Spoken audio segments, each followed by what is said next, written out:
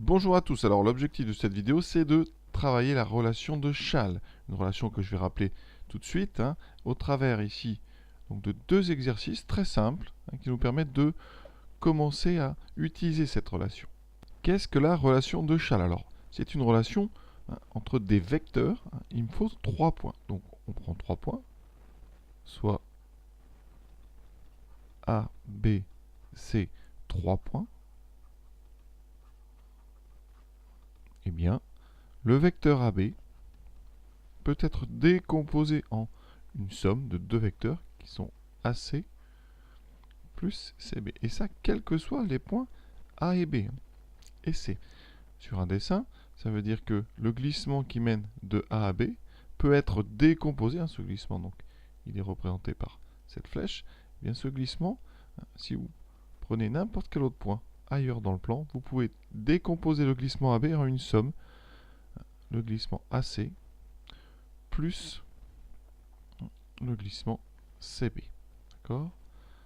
Qu'importe la longueur du trajet, ce qui compte, c'est le point de départ et le point d'arrivée. Donc quand vous faites le glissement AB, eh bien ça revient au même que de faire d'abord un glissement AC et ensuite un glissement CB. Vous voyez bien, le point d'arrivée et le point de départ seront les mêmes. Alors j'ai pris AB égale AC plus CB. Évidemment, alors c'est pas évident, mais on peut plutôt décomposer AC. Ça donnera par exemple AB plus BC. Vous pouvez partir de BC, ça donnera BA plus AC. Et ça marche avec n'importe quel point. Autrement dit, si vous prenez AB, si vous voulez, vous pouvez passer par un autre point qui s'appellerait D, ça fait AD plus DB. Et on peut continuer. Par exemple, on peut faire AB égale AD plus DC plus CB. L'important, c'est que votre point de départ et votre point d'arrivée soient les mêmes. Ça donne des glissements identiques. Donc ici, vous voyez, je suis parti de A pour aller vers B. Ça, c'est un glissement. Donc AB, eh bien, si je prends deux autres points dans le plan, eh bien, je peux décomposer mon glissement AB en glissement AC, puis un glissement qui va de C vers D, puis un glissement qui va de D vers B.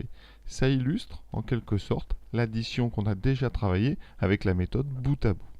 Alors, vous ne pouvez pas faire n'importe quoi. Donc, je répète, quand vous avez un vecteur AB, vous ne pouvez pas faire, par exemple, AC plus DB. Vous ne pouvez pas mettre n'importe quelle lettre. Il faut absolument, ici, que la lettre que vous mettez en fin de vecteur soit la même que celle que vous allez mettre après en début de vecteur. D'accord? Pour avoir un glissement, des glissements qui s'enchaînent.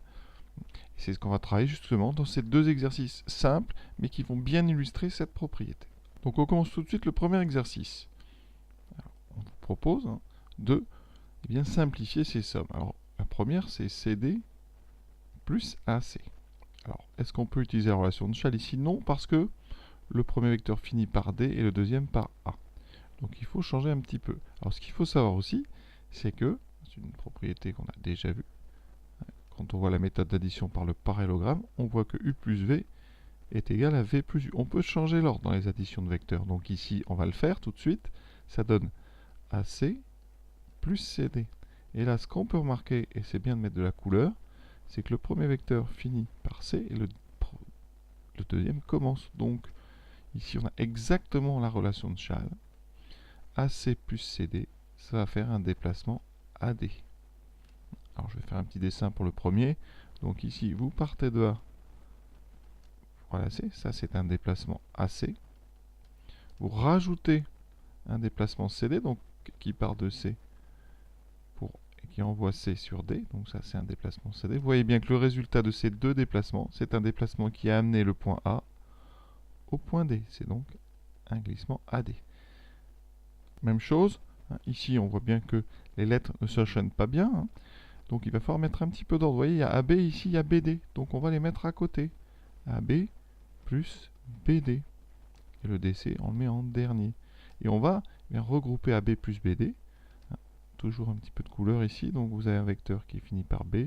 Celui-là donc commence par B. On peut donc les regrouper avec la relation de Chasles. Ça fait AD plus DC. Et là, une deuxième fois, le premier vecteur finit par D, le deuxième commence par D. On a bien une somme, ça fait AC.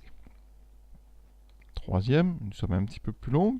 Alors ici, par exemple, on cherche, il faut trouver un vecteur qui finit par une lettre et un autre vecteur qui commencerait par la même lettre. Vous voyez, par exemple, on a DC ici et CE. Si on les met à côté, ça fait DC plus CE.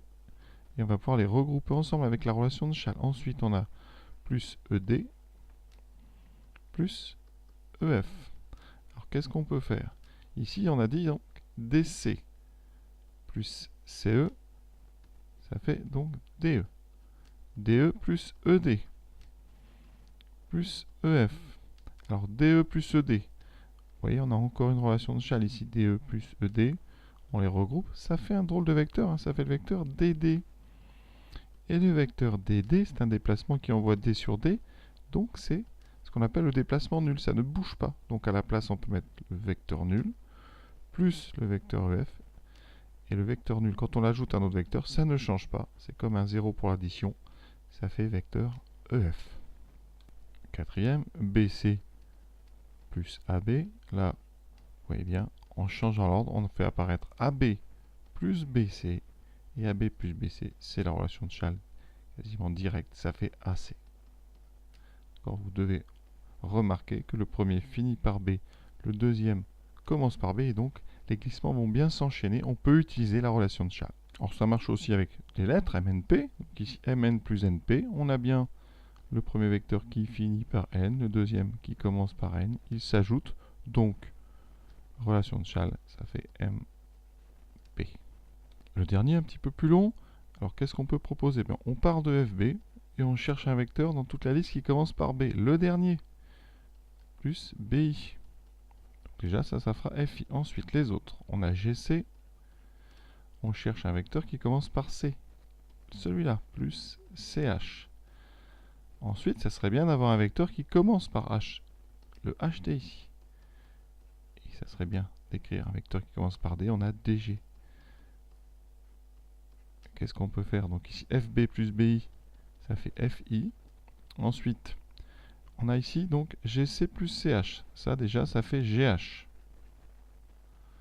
Vous l'ajoutez ensuite à HD. Les deux ensemble vont faire GD. Et GD va se mettre avec DG pour faire le vecteur GG. Le vecteur GG, c'est comme le vecteur DD tout à l'heure, c'est un vecteur qui est dit nul. Et donc, on peut l'enlever. Il nous reste le vecteur FI. Deuxième exercice, on va compléter. Ici, on a AH plus quelque chose fois C est égal à AC. Celui-là, c'est le plus simple. Pour que ça s'enchaîne bien, il faut ici mettre le point H, ce qui fait AH plus HC. C'est la relation de Schall, ça donne bien AC. Le suivant, alors il y a plusieurs possibilités. Ici, si on veut utiliser la relation de Schall, on va mettre ici, il y a un vecteur qui commence par A, donc celui-là, vous devez mettre BA. BA plus A fois ici D, on a bien BA plus AD qui fait BD. Alors il y a d'autres façons de faire, un petit peu plus subtiles, moins intéressantes, mais que quand même je vais vous donner. Ici, vous pouvez très bien, par exemple, ici mettre directement BD. BD plus A fois quelque chose vaut BD. Et bien ici, il faut que je mette le vecteur nul. Et donc je mets BD plus A. Et voilà, le tour est joué. Le troisième, alors ici on repère tout de suite AB plus BC qui donne AC. Donc on a AC plus quelque chose. D est égal à AD. Alors comment faire? Ici, c'est Schall direct. Vous voyez, vous avez le A qui est là, le D à la fin. Donc ici, pour que ça s'ajoute bien, il faut bien repartir du même point. Donc AC plus CD, il vaut AD. Une somme avec trois vecteurs. Qu'est-ce qu'on pourrait faire? Eh bien, si on veut que les vecteurs s'enchaînent bien, vous voyez, ici, on a AC. Donc celui-là, si vous mettez un A, ça fait DA plus AC. Pour l'instant, ça vaut DC plus quelque chose. Mais ici, si on met un C, vous voyez, on a DA plus AC qui vaut DC plus CH, relation de Schall directe, égale DH. Le dernier, ici, donc E quelque chose plus ça. Alors vous n'avez pas la fin ni le début, donc ici, si vous voulez que ça s'enchaîne, vous pouvez mettre n'importe quel point. Donc je vais mettre un point, ici le point M, où vous pouvez choisir n'importe quelle lettre, ça marchera. Ici plus, alors si par contre ici, comme le premier MC finit par C, celui-là doit commencer en C pour pouvoir les ajouter correctement. Ça fait EM plus MC plus CD, ça fait bien ED. Alors il y a d'autres façons de faire. On peut imaginer par exemple tout de suite mettre ED ici. Et dans ce cas-là, ces deux vecteurs doivent faire le vecteur nul. Alors là, il y a de façon simple, vous mettez plus CC plus DD, ça fait deux vecteurs nuls et il vous reste bien ED. Et pour finir, une dernière possibilité, ici vous mettez ED, donc on a bien égal ED, et il faudrait que ces deux-là fassent ce vecteur nul, donc très simple, on met EE plus CC. Voilà, cet exercice est terminé. C'est vraiment un exercice de découverte de la relation de Schall, mais c'est très très important de comprendre ces deux petits exercices en espérant que vous avez bien compris, parce qu'après ça va se compliquer un petit peu. Voilà, à très bientôt.